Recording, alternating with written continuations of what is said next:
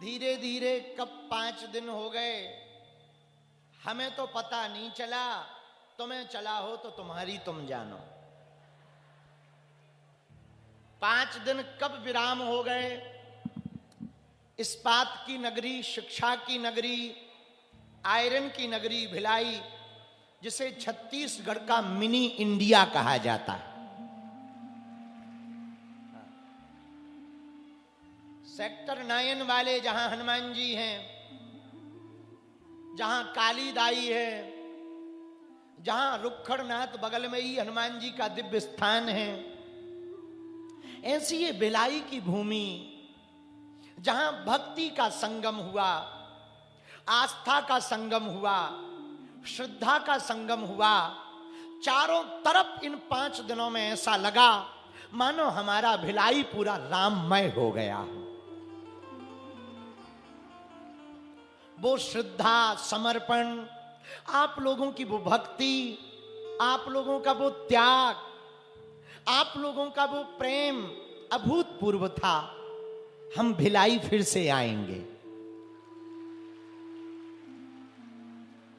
हमारे अति प्रिय, जिनके पिताजी भी हमारे गुरु भाई लगते हैं, ऐसे श्री राकेश पांडे जी, बहन सरोज पांडे, कल हम इनके घर गए।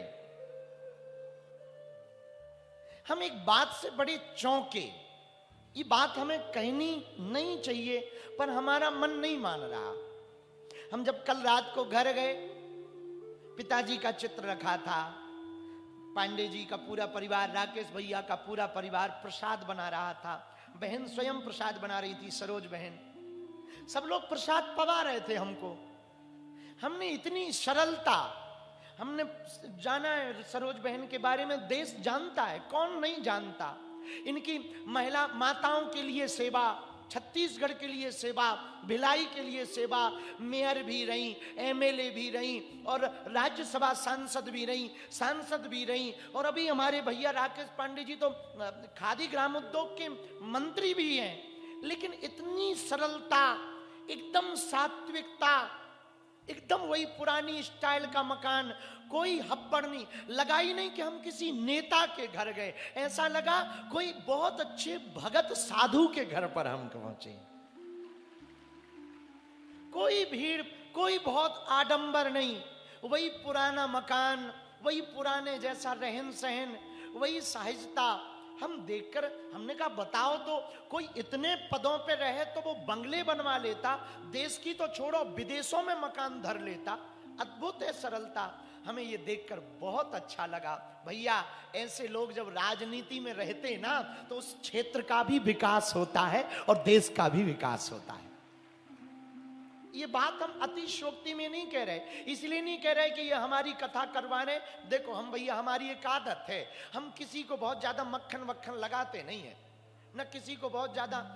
जजमान बन गया तो हम एक आध बार जजमान का नाम ले लेते हैं बस, क्योंकि जजमान बने हो, पर बनाया तो भगवान ने है ना।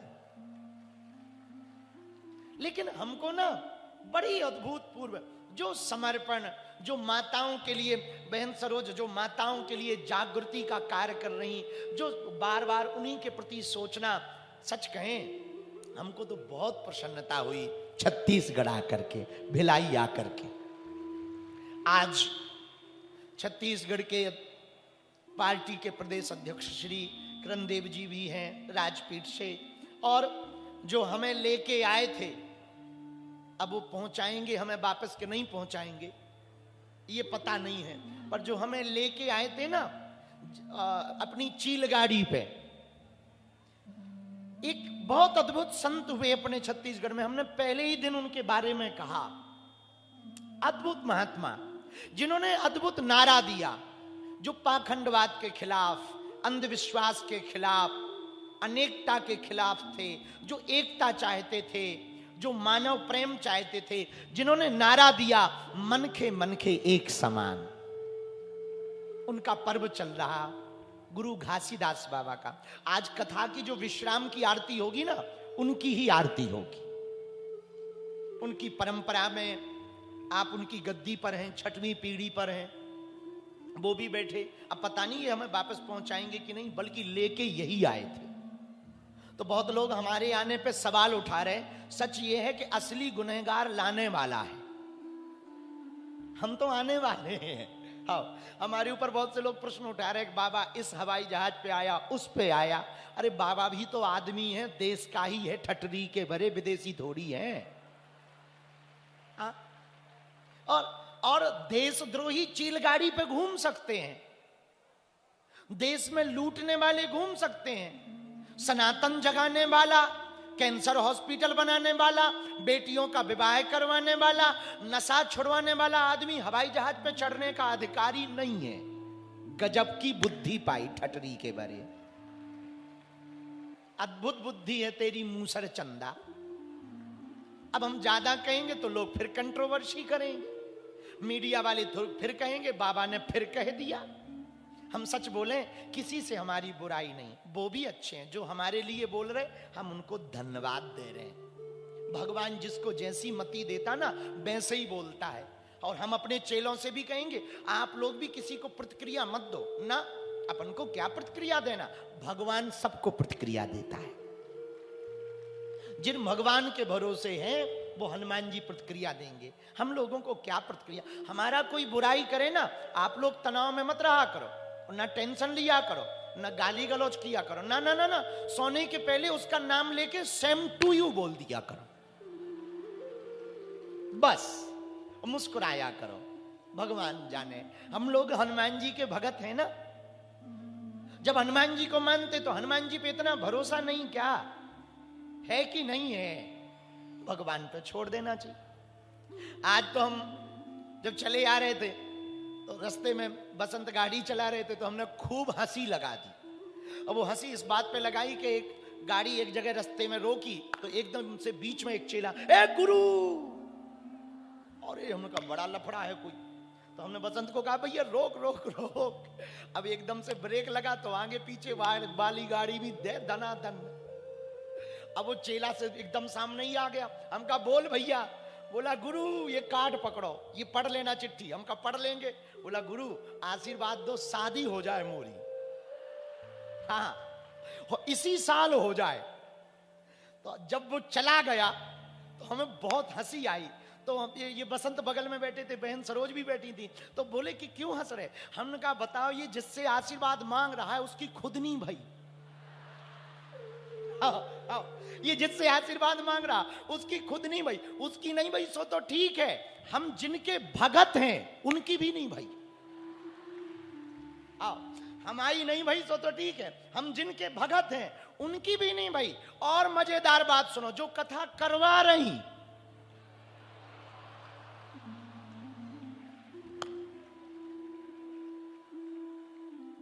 कहां गई बहना, बुरा न मान जाए।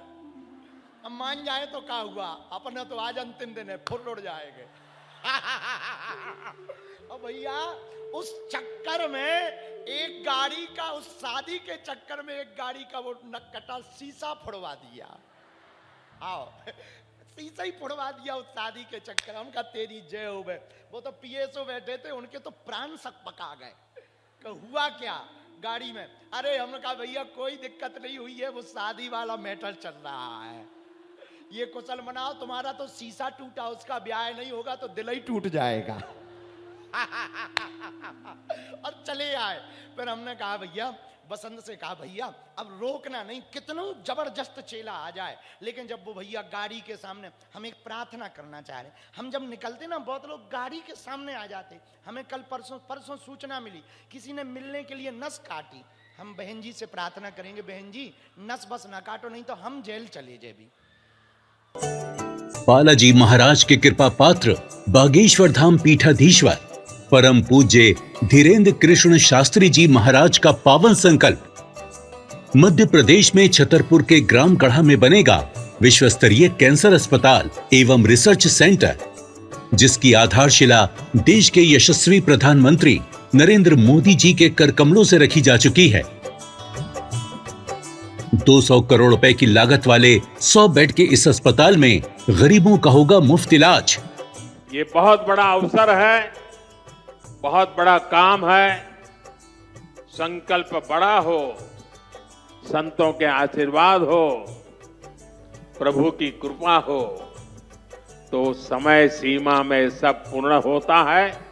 हमारे प्रियजनों, बागेश्वर धाम पूरे भारत के लोगों, अभी तक अस्पतालों में मंदिर थे, अब मंदिर में अस्पताल होगा। कैंसर हॉस्पिटल निर्माण हेतु सहयोग देकर पुण्य के भागी बने।